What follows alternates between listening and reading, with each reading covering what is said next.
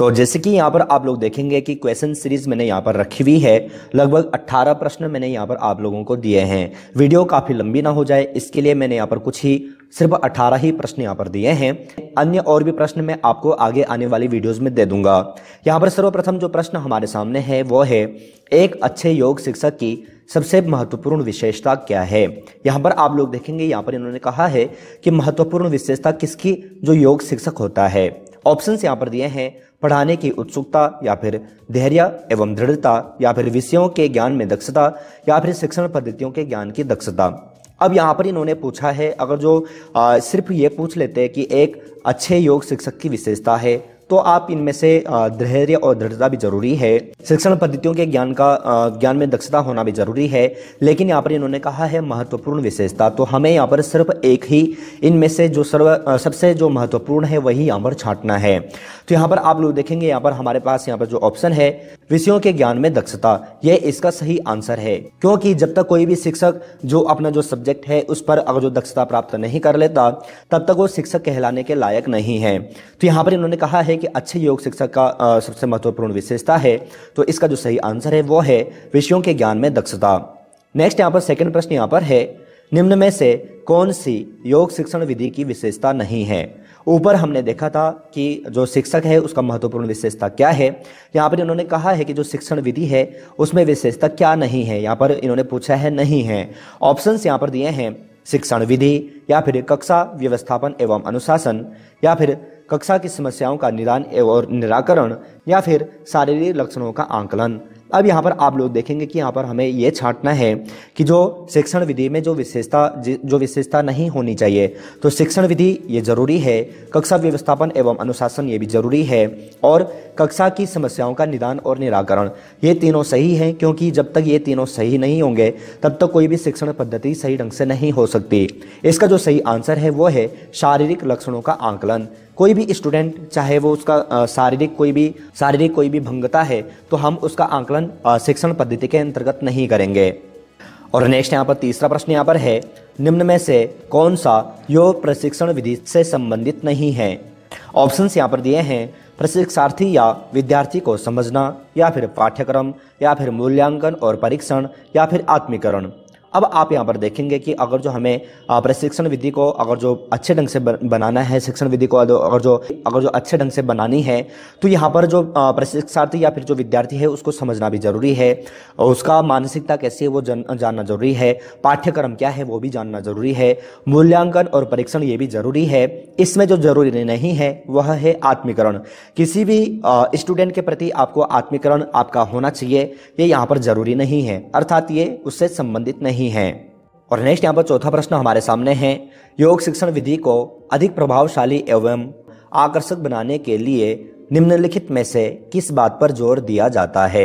यहाँ पर आप लोग देखेंगे कि यहाँ पर इन्होंने कहा है कि प्रभावशाली एवं आकर्षक बनाने के लिए किस बात पर जोर देना चाहिए। ऑप्शंस यहाँ पर दिए हैं, इसमें योग के सिद्धांतों को रटने पर जोर दिया जाता है, या फिर इसमें शिक्षण विधि को अधिक व्यवहारिक करने पर जोर दिया जाता है, या फिर इसमें केवल सैद्धांतिक शिक्षा ही दी जाती है, या फिर इसमें केवल मात्र सामाजिक मूल्यों पर ही जोर दिया जाता है।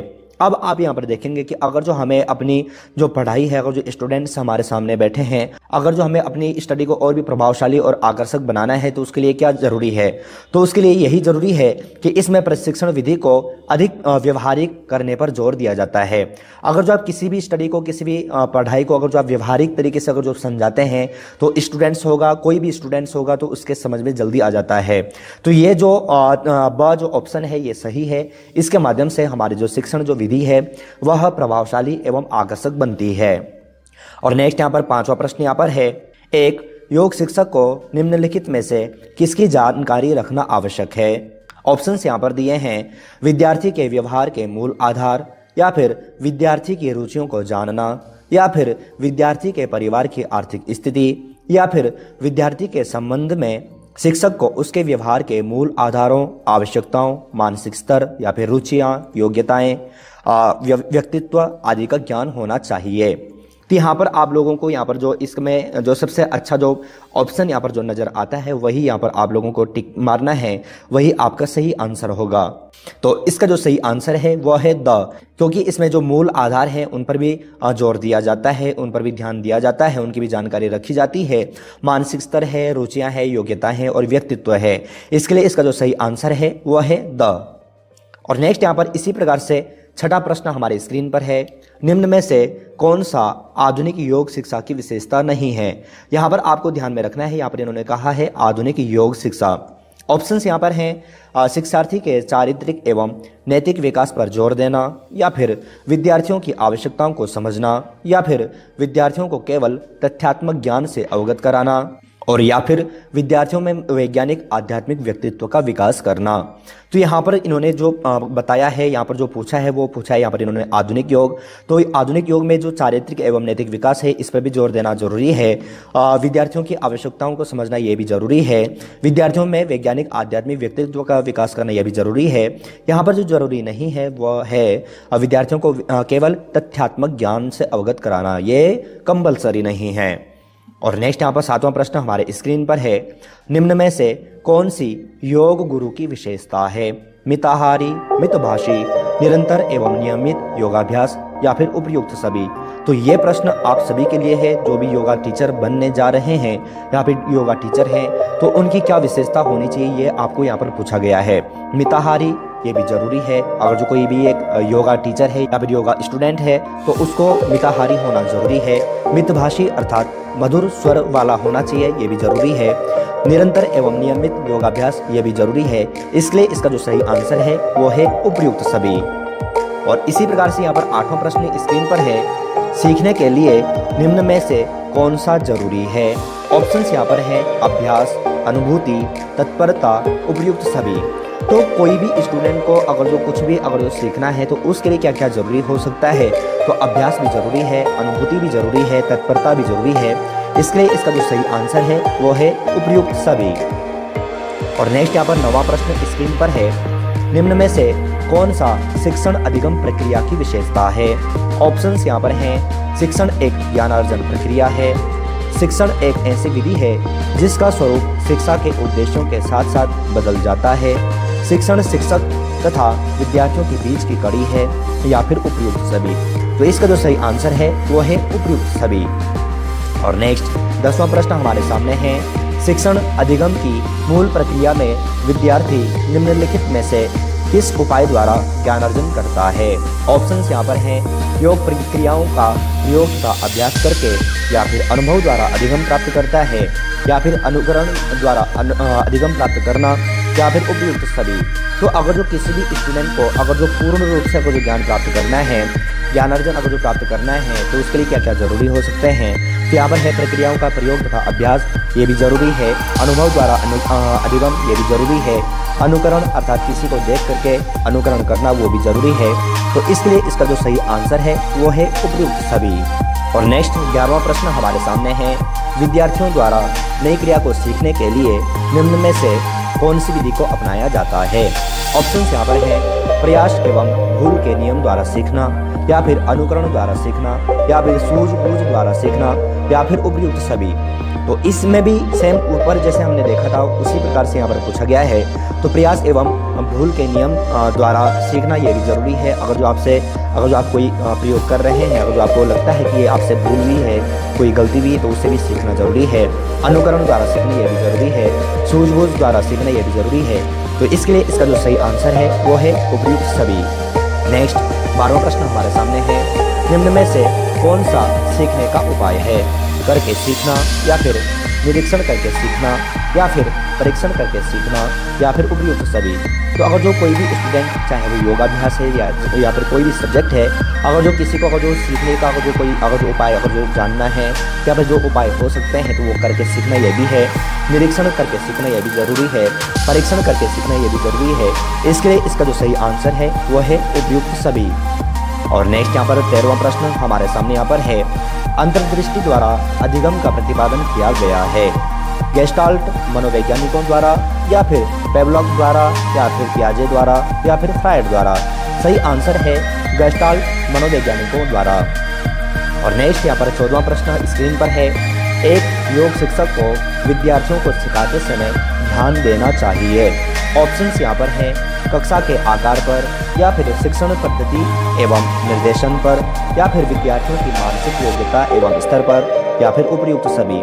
तो जो योगा टीचर है, जो योगा अभ्यास करा रहा है, तो उसको किन किन बातों पर ध्यान देना चाहिए यहाँ पर पूछा गया है। तो कक्षा के आकार पर यह भी जरूरी है।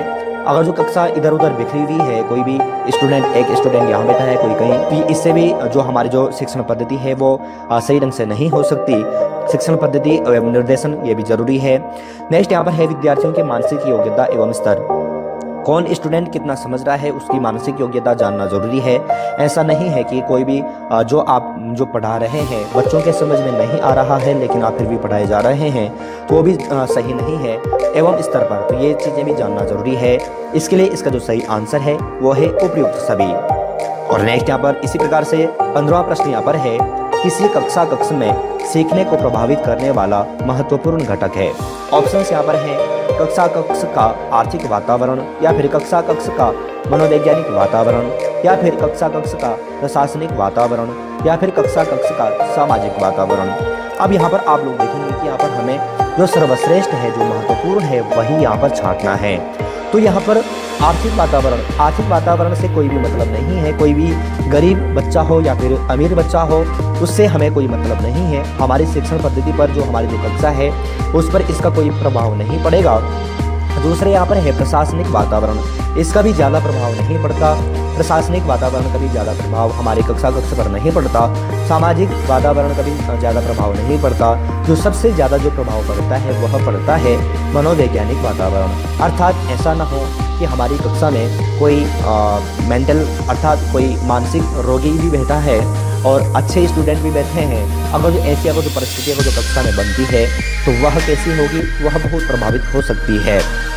नेक्स्ट यहाँ पर 16वां प्रश्न हमारी स्क्रीन पर है, सीखने की प्रभावशाली विधि है स्वयं द्वारा प्रयोग करके सीखना, या फिर व्याख्यान एवं वाद विवाद, या फिर अवलोकन तथा अनुसंधान, या फिर उपयुक्त सभी। तो यहाँ पर भी पूछा है कि अगर वो सीखने को प्रभावशाली कौन सी विधि बनाती है, तो स्वयं द्वारा प्रयोग करके सीखना ये भी जरूरी है, व्याख्यान एवं वाद विवाद ये भी जरूरी है, या फिर अवलोकन तथा अनुसंधान ये भी जरूरी है। इसके लिए इसका जो सही आंसर है वो है उपयुक्त सभी। मैं यहाँ पर आप लोगों को एक बात बता दूं कि इस प्रकार से प्रश्न आप लोगों को नेट के एग्जाम में पूछे जाते हैं, और साथ ही साथ अब तो आप अगर जो कोई भी सामान्य परीक्षा दे रहे हैं तो वहाँ पर भी आपको इस प्रकार से प्रश्न पूछे जाते हैं, जो कि आप लोगों को समझने जरूरी है, जो कि आप लोगों को ध्यान में होना जरूरी है। नेक्स्ट यहाँ पर 17वां प्रश्न हमारे स्क्रीन पर है, यौगिक शिक्षण के क्रियात्मक उद्देश्यों को पूरा करने के लिए योग पाठ्यक्रम में निम्न में से किस पर जोर दिया जाता है। ऑप्शंस यहाँ पर है योग के सिद्धांत एवं अवधारणा, या फिर योग की क्रिया एवं प्रयोग, या फिर कक्षा की सजावट, या फिर उपयुक्त सभी। तो यहाँ पर इन्होंने कहा है कि पाठ्यक्रम पर किस पर जोर दिया जाता है। तो यहाँ पर योग के सिद्धांत एवं अवधारणा इस पर जरूरी नहीं है। कक्षा की सजावट की भी जरूरत नहीं है। जो सही है, जो जरूरी है वह है योग की क्रिया एवं प्रयोग। ये इसका बिल्कुल सही आंसर है, क्योंकि हम यहाँ पर क्या सीख रहे हैं, यौगिक शिक्षण के बारे में यहाँ पर इन्होंने कहा है।